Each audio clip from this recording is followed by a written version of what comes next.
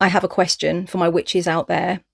Do you ever sometimes doubt the validity and the power of doing magic and ritual and devotional work for collective justice, to serve the broader community, to serve the global community, to put some compassion and some strength into the fights and struggles that maybe you yourself don't experience, but you often worry about the people that are experiencing it? Do you ever think that witching against things like genocide and ecocide and different forms of oppression will be pointless or it won't do anything? I'm here to try to convince you to do that stuff anyway. If it is in your heart to put some of your witchcraft towards those bigger intentions, I really urge you to do so.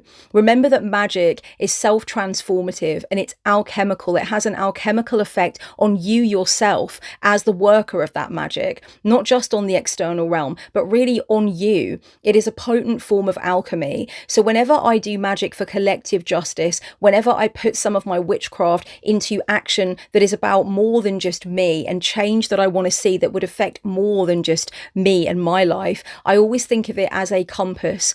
It is an internal compass that reminds me of who I am, what I believe in, and really what is most important to me. It sort of reorients me, and it can really change the way that I think. It can change the conversations that I have. It can change where I choose to put my energy. It changes, how I react to what I could do in a day. Where can I donate? Where can I sign a petition? Where can I go to a protest? Like, where can I get more information on things?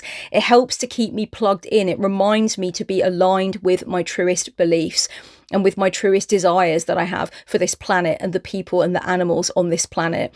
And so if you can think of it as nothing else, think of it as a way that you sort of like orient yourself in who you are and what you want to do, and a strengthening device for that. But do I believe that putting energy towards these causes actually makes a difference and actually fuels people up for the incredible fights and struggles that are going on right now? Yes, I do.